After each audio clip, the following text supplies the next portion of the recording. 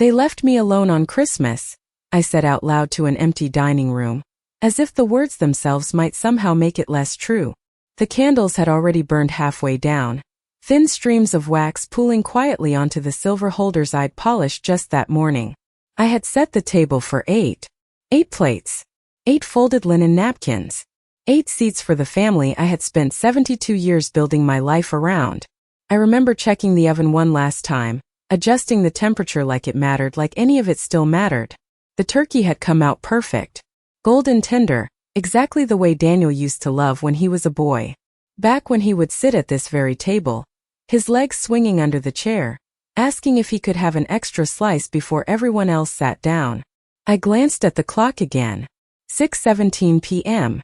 They were late, I told myself. Holiday traffic. Last-minute errands. Things happen. I picked up my phone. No messages. No missed calls. Nothing. Just the quiet glow of a screen that felt colder than the room around me. I waited. I poured water into glasses that no one would touch. I adjusted a fork that was already perfectly straight. I listened to the silence stretch longer and longer until it started to feel like something alive, something pressing in on me from all sides. By 7 o'clock, the candles had burned low enough that I had to relight one. That was when I knew. Not suspected. Knew. They weren't coming. I sat down slowly at the head of the table, the chair creaking softly beneath me, and for a moment I just looked at everything I had prepared. The food, the decorations, the effort, all of it sitting there untouched, waiting for people who had already chosen not to show up. My hands were steady. That surprised me. I thought they might shake or that I might cry, but I didn't. I just reached for my phone again, almost out of habit this time, and opened Facebook. And that's when I saw it. A photo. Bright. Warm. Full of laughter. Daniel standing with his arm around Emily, both of them smiling like they didn't have a care in the world. Behind them a long table. Another Christmas dinner. Another version of the night I had spent weeks preparing. Only this one didn't include me. I scrolled. More photos. My grandchildren wearing the sweaters I had mailed them just 2 weeks ago. My sister holding a glass of wine. Even neighbors I hadn't seen in months. Everyone was there. Everyone but me. The caption read, "Perfect Christmas with the people who matter most." I stared at those words longer than I should have. Read them again. And again. Until they stopped feeling like a sentence and started feeling like a verdict. The room around me didn't change. The table was still set. The food was still warm. But something inside me shifted, quiet and final. I set my phone down carefully like it was something fragile, even though it was the one thing that had just shown me exactly how little I meant to the people I had spent a lifetime loving. I stood up, walked over to the table, and blew out the candles one by one. The smoke curled upward in thin, fading lines, disappearing into the air like the last of my expectations. I didn't cry. Not then. I didn't call. I didn't text. I didn't ask for an explanation I already understood. Because the truth was simple. They hadn't forgotten me. They had replaced me. And for the first time in my life, I stopped trying to figure out why. Instead, I started thinking about something else entirely. Not what I had lost, but what I could take back. I did not clean the table right away. That was the first thing I noticed about myself. Normally, I would have moved quickly, wrapping leftovers, rinsing plates, putting everything back where it belonged before the night had fully settled. That was who I had always been. The one who made sure nothing was left undone. The one who made sure everyone else was comfortable before she allowed herself to rest. But that night I just stood there. The plates stayed where they were. The glasses remained full. The turkey sat untouched in the center of the table, slowly losing its warmth.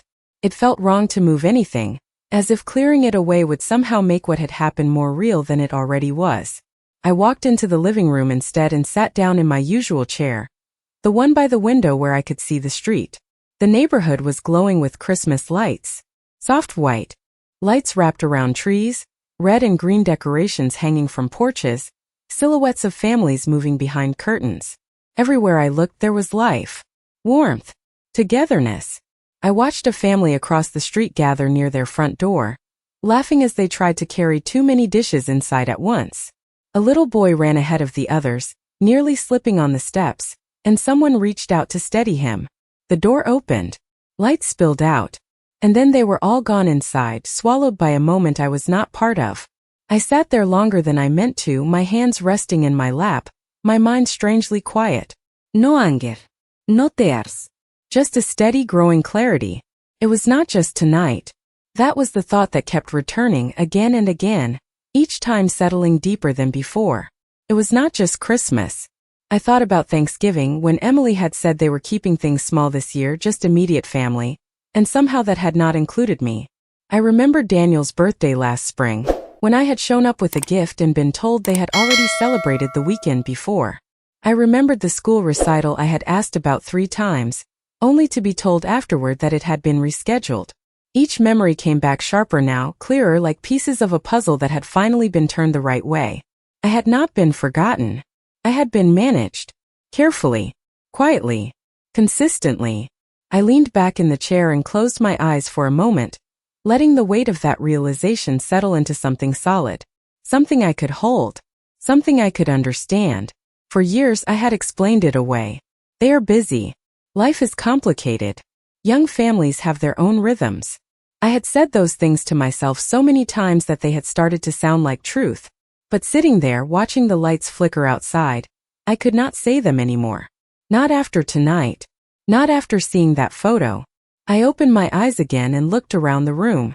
Everything was exactly as I had left it. The tree in the corner, decorated with ornaments I had collected over decades. Each one had a story. Each one had a memory attached to it. Daniel's first handmade ornament from kindergarten, uneven and covered in too much glitter. The glass angel his father had bought me the year we could finally afford something more than the basics. The small wooden frame with a picture of all of us from years ago, smiling in a way that now felt distant, almost unfamiliar. I stood up slowly and walked over to the tree, reaching out to touch one of the ornaments. My reflection stared back at me in its curved surface, slightly distorted, older than I felt inside. For a long time I had believed that if I just kept giving, kept showing up, kept being patient, things would stay the way they were supposed to be. Families did not fall apart if you held them together tightly enough. That was what I had believed. That was what I had built my life around. But I could see it now. You cannot hold on to something that has already let go of you. I let my hand fall back to my side and took a step away from the tree. The house was quiet again. Still. But it did not feel empty in the same way it had earlier. It felt different now. Not like something had been taken from me, but like something had been revealed. I walked back toward the dining room and looked at the table one more time. The plates. The chairs. The space where everyone should have been. I did not feel the urge to fix it anymore. I did not feel the need to make it right. Instead, I pulled out my phone once more, opened the calendar and stared at the dates ahead. New Year's Eve. My birthday in March. Easter. Dates that once meant planning, preparing, waiting for everyone else to decide if I belonged. I stood there for a moment, then slowly began to scroll forward, past the holidays I used to center my life around, until I found a blank weekend in early January. I tapped on it, held my finger there, and for the first time in a very long time I did not think about who I needed to invite. I thought about who deserved to be there. I did not sleep much that night, not because I was upset, but because my mind would not stop arranging things quietly, carefully, the way it used to arrange dinner tables and holiday plans, only now it was arranging something else entirely, something that did not require anyone's approval. I lay there staring at the ceiling, watching the faint reflection of Christmas lights flicker across the walls, and for the first time in years I was not thinking about what I had done wrong or what I could do better. I was thinking about what I had overlooked. The next morning came slowly, pale winter light slipping through the curtains, and I got up without rushing, without that familiar sense of needing to prepare for someone else's schedule. The house was still, the kind of stillness that used to feel lonely but now felt almost clean, like a blank page. I walked into the kitchen and made myself a cup of coffee, measuring everything the same way I always had, 1 scoop, 8 ounces of water. But even that routine felt different, intentional, like I was doing it for myself instead of filling time before someone arrived. I carried the mug to the table and sat down across from the empty chair that had once belonged to my husband, and for a moment I let myself remember how things used to be, how we would sit there together in the mornings talking about nothing important, just sharing the quiet. He used to say that people show you who they are not when things are easy, But when it cost them something to be kind, I had always thought he meant strangers, difficult situations, the outside world, but now I understood he had meant something else entirely, something closer, something I had not wanted to see. I took a slow sip of coffee and let the thought settle. Then I stood up, walked over to the counter and picked up my phone again, not to check messages this time, but to begin. I opened my contacts and scrolled past the names that had once filled my days: Daniel, Emily, numbers I had memorized long before smartphones existed. I did not delete them, I did not block them, I simply moved past them like passing closed doors in a hallway I no longer needed to walk down. Instead, I stopped at names I had not called in a while. Patricia from church, who had once invited me to a small gathering I declined because I already had family plans. Harold, my neighbor 2 houses down, who always waved but never lingered because I was always in a hurry. Susan, an old friend who had left a voicemail months ago asking if I wanted to catch up. I had told myself I was too busy then. I was not busy, I was occupied. There is a difference. I began to make a list, not on paper but in my mind first. People who showed up, people who asked, people who stayed. Then I opened the calendar again and looked at that same weekend in January, the one I had touched the night before. It still sat there, empty, waiting. I tapped it again and this time I did not hesitate. I began to fill it in, not with obligations but with choices. Catering, I thought, not because I could not cook, but because I did not need to prove anything anymore. A venue, perhaps something with large windows and warm lighting, somewhere that did not carry the weight of old expectations. I even considered music, soft at first, something that allowed conversation, laughter, connection, things I had not realized I had been missing until they were gone. I paused for a moment and looked around. My kitchen, the same space that had held so many memories, both good and painful, and I realized something that felt both simple and profound. I had been trying to hold on to a version of family that no longer existed, and in doing so, I had been ignoring the possibility of something new, something honest. I picked up my phone again and this time I made a call. Patricia answered on the second ring, her voice warm, surprised, genuinely pleased to hear from me. We spoke for a few minutes, nothing dramatic, just catching up, but there was something in her tone, something steady and real. When I mentioned I was thinking about hosting a gathering in January, she did not hesitate. She said she would love to come, that she would even bring dessert if I wanted. I smiled, a small, quiet smile that felt unfamiliar and yet completely natural. After we hung up, I stood there for a moment holding the phone, feeling something shift again, not a break this time, but a beginning. I did not need to chase anyone, I did not need to earn my place at anyone's table. I could build my own, and this time I would decide who sat at it. I did not rush the process. After that first phone call, and that was new for me, because for most of my life I had believed that anything worth doing had to be done quickly, efficiently, and for the benefit of someone else, but this felt different. This felt like something that needed space, something that deserved to unfold slowly. I spent the next few days moving through my home with a kind of quiet awareness, noticing things I had not paid attention to before. The way the morning light settled across the kitchen counter, the soft hum of the refrigerator, the creak in the hallway floor that I used to avoid stepping on late at night so I would not wake anyone. There was no one to wake now, and somehow that did not feel as heavy as it once would have. I found myself opening cabinets and drawers, not to clean but to see, to understand what I had kept out of habit and what I actually wanted to hold on to. I set aside dishes I had not used in years, decorations that no longer felt like mine, small items that had been tied to traditions that no longer existed. It was not about getting rid of things, it was about choosing, something I had not realized I had stopped doing. In the afternoons I made more calls, not many, just enough, each conversation simple, grounded, real. Harold told me about his grandchildren visiting next month. Susan laughed when I reminded her of a trip we took decades ago, and there was a warmth in those exchanges that did not feel forced or conditional. No one was measuring what I could offer, no one was deciding whether I fit into their plans, they simply listened, and in return I listened too, truly listened, without the distraction of trying to maintain something that was already gone. By the end of the week I had a small list, not large, not overwhelming, but solid, people who would come if invited, not out of obligation, but because they wanted to be there. I looked at that list one evening as I sat at the same dining table that had once felt like a place of waiting, and I realized something quietly powerful. I had spent years believing that a full table meant a full heart, but now I understood that it was not about how many chairs were filled, it was about who chose to sit in them. The next step came naturally after that. I began to make arrangements. I researched local venues, places I had never considered before because I had always assumed gatherings had to happen at home. I found a small event space just 10 miles away with large windows and soft lighting, the kind of place that felt open and welcoming without trying too hard. I drove there one afternoon, parked my car, and sat for a moment before going inside, not out of hesitation, but because I wanted to take in the feeling of doing something entirely for myself. When I stepped in, the space was quiet, empty, waiting, much like my calendar had been, and I could already imagine it filled, not with noise or chaos, but with conversation, laughter, the kind of presence that does not need to be earned.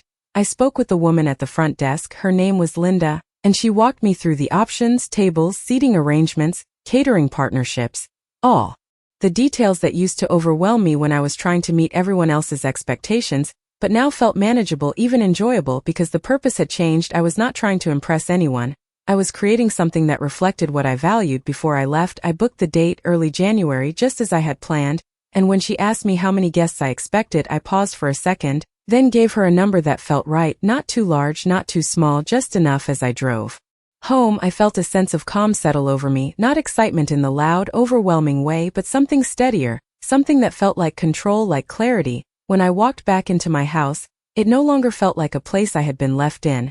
It felt like a place I was moving forward from. I set my keys down, glanced at the calendar on my phone once more, and for the first time in a long time, I was not waiting to see who would show up. I was deciding who would. I did not tell anyone in my family what I was planning, and that decision came easier than I expected, because for the first time I understood that not everything in my life needed to be shared with people who had already shown me how little they valued it. The silence between us remained, not heavy, not tense, just quiet, like a door that had been gently closed without the need to lock it. A few days passed, then a week, and my phone stayed still. No calls from Daniel, no messages from Emily, no attempt to explain or apologize, and I noticed something that might have once hurt me deeply but now simply confirmed what I already knew. They were not wondering how I felt, they were not thinking about me at all, and that realization, instead of breaking me, gave me something solid to stand on. I continued with my plans step by step, calling the catering service Linda had recommended, choosing a menu that felt warm and inviting without being excessive: roasted chicken, seasonal vegetables, fresh bread, simple desserts, food meant to be enjoyed, not displayed. I selected table settings that were clean and elegant, nothing ornate, nothing that tried to prove anything, just something that felt right, something that reflected who I was now rather than who I had been trying to be for others. I spent an afternoon writing out invitations, not formal cards, just thoughtful messages, each one personal, each one intentional. I told them the date, the place, and most importantly, that I would truly enjoy their company, not because I needed a full room, but because I valued their presence. And one by one, the responses came back. Patricia replied first, saying she would not miss it for anything. Harold confirmed the next morning, even offering to help set up if I needed it. Susan sent a message that simply said she had been waiting for something like this for a long time, and as I read each response, I felt something unfamiliar but steady growing inside me, not relief, not excitement, but a quiet sense of alignment, as if for the first time in years, my life was matching my intentions. One evening, as I was reviewing the final details on my phone, a notification appeared that I had not expected, a message from Daniel. It was short, casual, as if nothing had happened. He asked how I was doing, mentioned that things had been busy, and added a brief line about the holidays being hectic this year. I stared at the message for a moment, reading it twice, not searching for meaning, just observing it for what it was. There was no acknowledgement, no recognition of that night, no awareness of the space that had opened between us. It was simply an attempt to continue as if nothing had shifted. I placed the phone down on the table and did not respond right away. I walked into the living room instead, sat down in my chair, and let the silence settle around me again. But this time it felt different from the night of Christmas. This silence was not empty, it was deliberate. I was choosing it. After a while, I picked up the phone again and typed a simple reply. I told him I was well, that I had been busy too, and that I hoped he and his family were doing fine. I read the message once, then sent it. Nothing more, nothing less, no questions, no invitations, no opening for explanations that were never going to come. When I set the phone down, I felt no regret, no hesitation, just a calm certainty that I had finally stopped reaching for something that was no longer there. The next morning, I returned to my plans, confirming the final guest count, reviewing the layout of the room, even considering small details like where people would naturally gather when they arrived, near the windows, near the entrance. I thought about how conversations would flow, how laughter would carry, and for a moment, I allowed myself to imagine the evening as it would be, not as it had once been, not as I had hoped it might be, but as something entirely new, something built on choice rather than obligation. And as I stood there, looking at the notes on my phone, I realized something that felt both simple and powerful. I was no longer preparing for people to accept me, I was preparing to welcome those who already had. I could feel the shift becoming permanent as the days moved closer to that January evening, not in a dramatic way, not with any sudden realization, but in the small decisions I made without second-guessing myself, the kind of decisions I used to delay, waiting to see how they might affect someone else. I woke up earlier than usual one morning and stood by the window with my coffee, watching the streets slowly come to life, the same houses, the same people, but everything looks slightly different now, not because anything outside had changed, but because I no longer felt like I was observing a world I was slowly being pushed out of. I felt like I was standing inside my own life again, and that distinction mattered more than I had ever understood before. Later that day I drove back to the venue not because I needed to, but because I wanted to see it again, to feel it, to make sure it matched what I had begun to build in my mind. When I stepped inside, the space was brighter this time, sunlight pouring through the large windows, casting long shadows across the polished floor. I walked slowly through the room, imagining where each table would be placed, where people would stand when they first arrived, where conversations would naturally form. I could almost hear it already, the low hum of voices, the soft clink of glasses, the kind of laughter that does not feel forced or polite, but real. I stopped near the center of the room and stood there for a moment, letting the quiet surround me, and I realized something that made me smile, not the kind of smile meant for others, but the kind that comes when something inside you finally settles into place. I was not recreating the past, I was creating something entirely separate from it, something that did not depend on who had left, but on who chose to stay. When I left the venue, I did not feel nervous or uncertain. I felt ready, the kind of readiness that does not need to be announced, that does not need validation, it simply exists. Back at home, I began to prepare in ways that felt almost symbolic. I chose a dress, something simple but elegant, not new, but not tied to any particular memory either. I took my time with it, noticing how it fit, how it felt, as if I was seeing myself clearly for the first time in a long while. I tidied the house, not because guests were coming, but because I wanted the space I lived in to reflect the clarity I had found. I even rearranged a few things, small changes, a chair moved slightly, a lamp placed in a different corner, subtle shifts that made the space feel less like a place I had been waiting in and more like a place I was actively living in. In the evening, I sat down once more with my phone, reviewing the final confirmations. Everyone who had said they would come was still coming, no cancellations, no hesitation, and that consistency, that simple reliability, felt more meaningful than any large gathering I had hosted in the past. I thought briefly about Daniel again, not with anger, not with longing, just with a kind of distant acknowledgement, like remembering a chapter of a book I had already finished reading. I wondered if he would notice my absence in the weeks to come, if he would eventually realize that something had changed, but I did not linger on the thought because for the first time, his awareness was not something I needed. I placed my phone down and leaned back in my chair, letting the quiet fill the room once more. But now it felt different, it felt steady, intentional, like a foundation rather than a void. I closed my eyes for a moment and let myself picture the evening ahead, not as a hope, but as something real, something already set in motion. And as that image settled in my mind, I understood something with complete clarity. I had spent years trying to be included in a life that had slowly excluded me, but now I was building one that no one could take away, because this time it began with me. The day of the gathering arrived without any sense of urgency, and that was how I knew I had truly changed, because in the past, a day like this would have begun with tension, with a checklist running constantly in my mind, with a quiet fear that something might go wrong or that someone might not show up. But that morning, I woke up calm, steady, and completely present. I moved through my routine slowly, making my coffee, opening the curtains, letting the winter light fill the room. There was no rush, no pressure, just a quiet awareness that everything was already in place. I dressed carefully, not to impress anyone, but because I wanted to feel like myself, composed, intentional, grounded. The drive to the venue took about 20 minutes. The roads were clear, the sky pale and open, and as I parked outside, I sat in the car for a moment, not hesitating, just acknowledging the moment. This was something I had created from nothing, something that belonged entirely to me. When I stepped inside, the room looked exactly as I had imagined, the tables arranged neatly, the soft lighting casting a warm glow across the space, the catering staff moving quietly, preparing the final details. Everything felt ready, not perfect but right. I walked through the room slowly, adjusting a chair here, straightening a napkin there, small touches that felt less like control and more like care. The first guest arrived 10 minutes early, Patricia, as I had expected. She walked in with a gentle smile and a small box in her hands. Dessert, she said. Even though I had told her she did not need to bring anything, I thanked her and we spoke for a moment, not about the past, not about what had led to this evening, but about simple things, how her week had been, how nice the space looked. And there was something in that exchange that felt easy, natural, unforced. One by one the others arrived, Harold with his steady presence, Susan with her warm laugh, a few more familiar faces filling the room, each greeting sincere, each conversation genuine. No one asked questions that did not need to be asked. No one looked around as if waiting for someone else to arrive. They were there, fully, completely, and that presence filled the room in a way I had not experienced in a long time. I moved among them, not as a host trying to manage every detail, but as someone simply sharing a space, listening, responding, allowing the evening to unfold without trying to control it. At one point, I paused near the window and looked out at the darkening sky, the reflection of the room behind me visible in the glass, people talking, smiling, sitting comfortably at the tables I had chosen, and I felt something settle inside me, something final, not an ending, but a completion.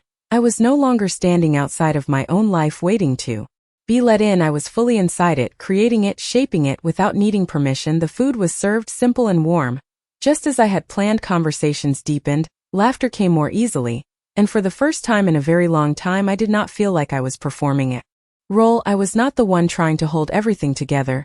I was simply present, and that presence was enough. As the evening continued, I noticed something else, something quiet but powerful. No one was checking their phones, no one seemed distracted or elsewhere. They were engaged, attentive, here, and that kind of attention, that kind of respect, felt more valuable than any large gathering I had ever hosted before. I found myself smiling, not out of habit, not to reassure anyone, but because I genuinely felt it. And in that moment, standing in a room I had built from a place of clarity rather than obligation, I understood something completely. I had not lost my place in a family, I had found my place in my own life. The evening did not end with a grand moment or a dramatic conclusion, and that was what made it feel real. It unfolded the same way it had begun, quietly, naturally, with conversation softening into something more reflective as the hours passed. People lingered longer than I expected, not out of politeness, but because they wanted to stay. I could see it in the way they leaned back in their chairs, in the way their voices lowered instead of rising, in the way no one seemed eager to leave. At one point, Susan reached across the table and touched my hand lightly, not saying anything at first, just holding that small moment of connection. Then she smiled and told me how much she had needed a night like this, how rare it was to feel truly included without effort, and I nodded, understanding exactly what she meant without needing her to explain further. Harold shared a story that made everyone laugh, the kind of laugh that starts small and grows, not forced, not exaggerated, just genuine. And I found myself listening more than speaking, taking it all in, the tone of the room, the rhythm of the conversations, the simple, steady presence of people who were there because they chose to be, not because they were expected to be. At some point I stepped away for a moment, moving toward the edge of the room where the light was softer, and I took a quiet breath, not because I was overwhelmed, but because I wanted to mark the feeling, to recognize it fully. This was what I had been missing, not the size of a gathering, not the appearance of togetherness, but the substance of it, the honesty, the ease, the absence of calculation.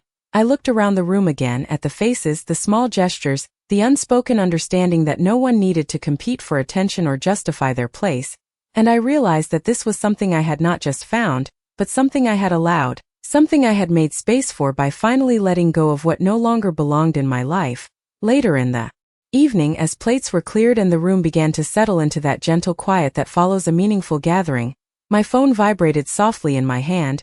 I glanced down at the screen and saw Daniel's name. For a moment, I simply looked at it, not reacting, not rushing to answer, just observing the interruption. It rang once, then stopped. A few seconds later, a message appeared, short, uncertain, asking where I was, mentioning that they had tried to call earlier, that they had not heard from me in a while. I read it once, then again, not searching for hidden meaning, just taking it in as it was.